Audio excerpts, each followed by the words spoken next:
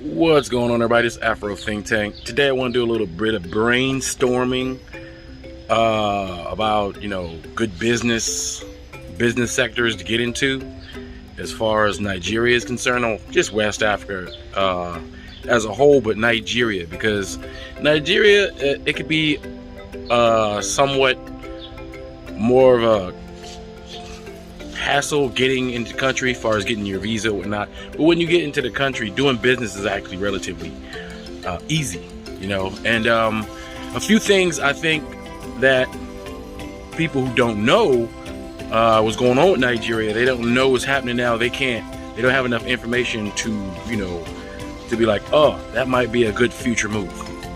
So right now, one of the sectors that's about to blow up in Nigeria is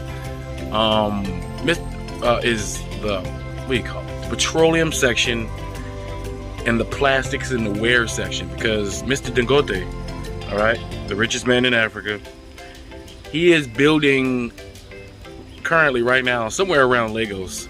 He is building a refinery, right, oil refinery. This will be the biggest oil refinery in the world. It'll be the biggest, most robust oil refinery in the world, not Africa, the world, the whole entire world, meaning Africa's new export is going to be petroleum-based products. All right, so what do these oil refineries and petroleum refineries, what do? They produce all the things that we use, all the plastics, the polymers, all the things, like everything China makes. Okay, everything we buy at the dollar store, at Dollar General, at Five Below, at Toys R Us, everything's made out of some material that's usually made out of some form of plastic, right?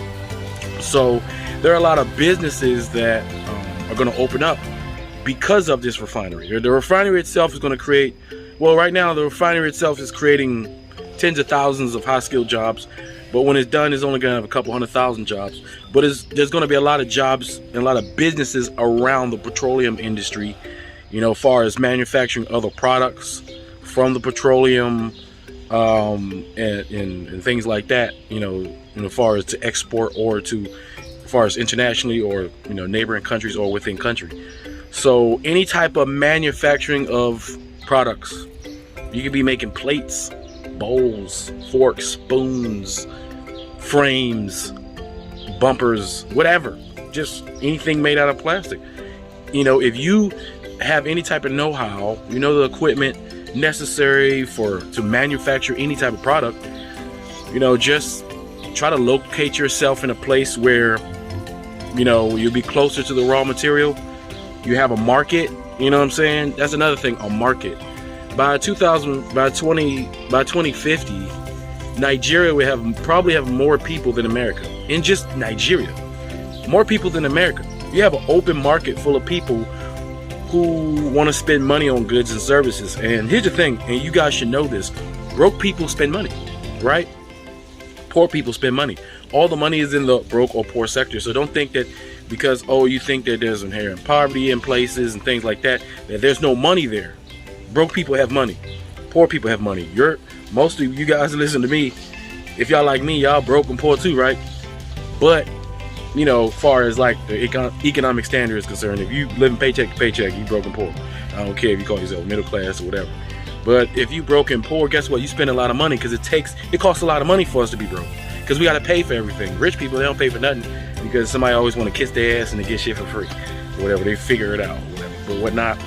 But the petroleum industry, or the manufacturing of petroleum products, the things that petroleum makes, that is definitely an industry we can get involved in, okay?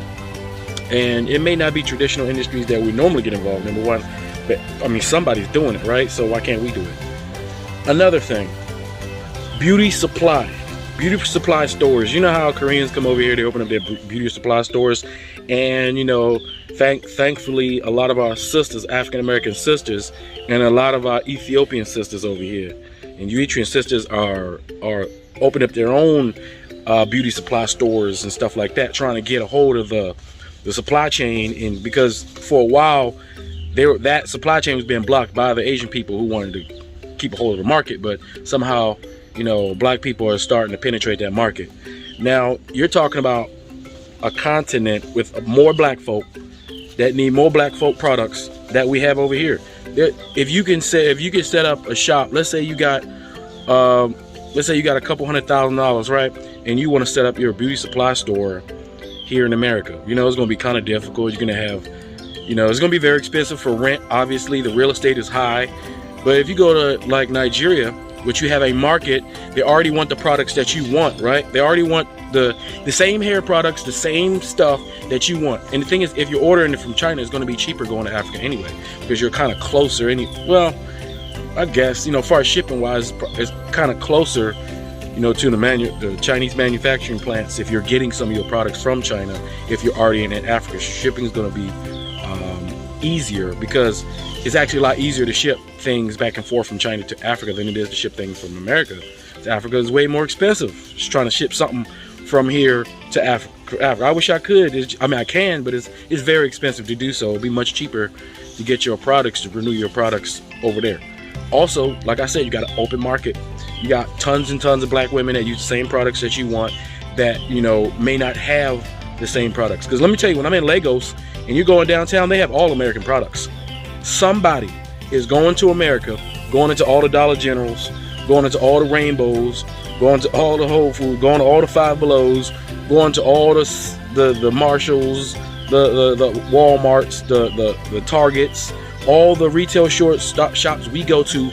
They're selling the exact same product on the open market in Nigeria. The exact same products. They want and crave the products that we use in our own neighborhoods.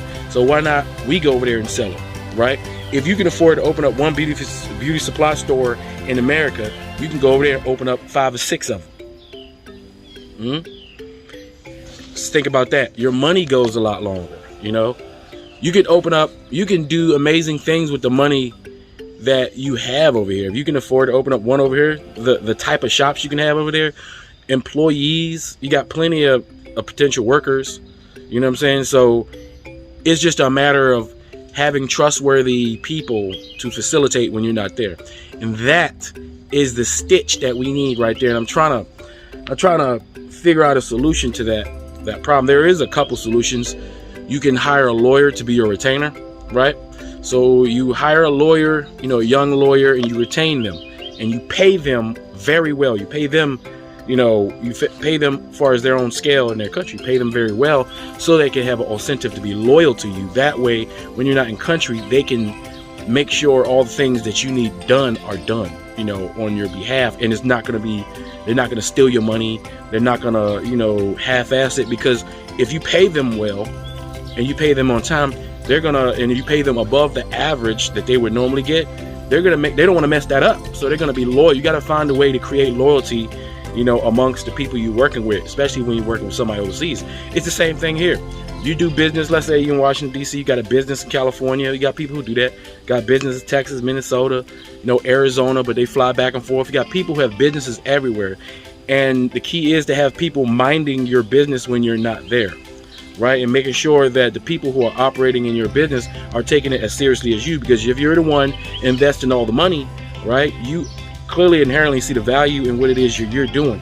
But if somebody's not investing money, like i.e. your family members, right, who you try to put on, or your friends who you try to put on, that don't understand the value and the, you know, of the money that you put into this, they don't care about it as much as you, they're not going to operate it and run it like you would, you know. So you have to give them incentive. So the incentive is paying somebody's greed, or somebody's need for money that will bring you loyalty. So your money will buy the loyalty you need necessary to operate your business efficiently. So if you have to do it here, you got to do it there. It's just the distance is just longer, but that don't really mean anything in the grand scheme of things, because every place is a day away.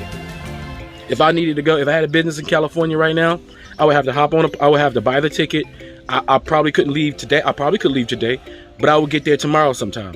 If I had to hop on a plane to go to Nigeria to do something, guess what? I could probably leave today, and I'll get there tomorrow sometime. You know, so it doesn't matter right now, distance means nothing. We got to kind of get that out of our head. We got this vast Atlantic Ocean in between us and Africa. And we think Africa's on another planet, but it's not. You could buy the same. Your plane ticket to California and Nigeria can be similar in price, depending on when you buy it and purchase it. It's just, you know, once you start doing it, you'll realize how easy it really is, you know. So getting people, there might be a whole business in just having minders or retainers, or, you know, hiring qualified fresh lawyers who don't have that many opportunities in Nigeria. But if an American investor wants to do something like agriculture or any type of business or whatnot, they can have that person work with them on their behalf, you know, in the country, to do the things like be their arms, eyes, and ears and everything. And it would have to be some sort of robust reporting system, right? But I think that bridge would gap, because there's a lot of African Americans and a lot of Caribbeans who want to go do business in various countries, but they just don't have that partner that they need, you know, to go, that has the network connections over there. But if you got with a professional, which they have over there, that would help facilitate you more, you know. But the first thing you want to do is buy a plane ticket and go take a vacation. That's the first thing you want to do. That's the very first thing you want to do. But yeah, any type of petroleum-based business, guys, and everything that comes with oil, you know, refinery, you know, there's equipment that's going to be necessary to run that. Can you manufacture those? There's going to be, I mean, there's just is endless amount. Like, it's a big deal, right? And here's the thing: African Americans in the early 1900s, right? We moved. It was the big migration for African Americans moving to the north from the south, because there was more, you know, it was the South was kind of very hostile, wasn't that many job opportunities. So we mass migrated up to the north because there was more job opportunities and things like that, and a better way of living up here because it was a little hostile there, right? So we, as a group, black folks, we en masse, we pretty much moved from basically Georgia, Carolina, and the Carolinas all the way up to DC, Detroit, New York, you know, the northern regions. So yet again, we're having a situation where black folks are in a, you know, we're in some places where you know, it's kind of hostile, and the business opportunities is drying up, or they're becoming unattainable because of the price, the cost to do business. So, but there's a place that we can go to where the cost of doing business is cheap, where you can buy land. Like, imagine buying there are places in Nigeria you can buy land for like $600. And I'm talking about like an acre. Imagine buying an acre for $600. Tell me some place in America you can buy land for $600. And then in America, when you buy it, you still got to pay taxes to the government. So you owe, you know, you don't really own that land, because go ahead and don't pay them taxes and watch what happens. But in Nigeria, when you buy land, it's yours. No taxes. Much cheaper to operate. So if you're a farmer, you know how to farm a cash crop, that's the place to go. You go buy yourself some hectares of land for that $10,000 you've been saving up, right? Imagine what you can do with 10 G's over there as far as buying land. And then you got plenty of workers. You just, like I said, you get a lawyer, or you get, you know, if you don't have connections over there, you get a lawyer, you get a retainer, you get someone who you can trust, whether you can trust them because you're paying them enough, or you can trust them because you know them. Get somebody you can trust to be your eyes, ears, and your mind, and to be able to do the things that you want to do. Y'all be like-minded individuals, and that they're going to value your company and your business and your you know, and what you're trying to do as much as you do. You can operate. You know what I'm saying? And that's the key. You know, I have that experience, you know, as, you know, I have people who I've hired in my business that don't take it as seriously as they should. And guess what? They don't work there no more. I'm talking about in Nigeria, right? I only take people who take it seriously, but I make sure I pay them enough so that I can weed out the dubious people versus the ones that want to go somewhere, because they never know. They don't know what I know. They don't know how far I'm going to take this.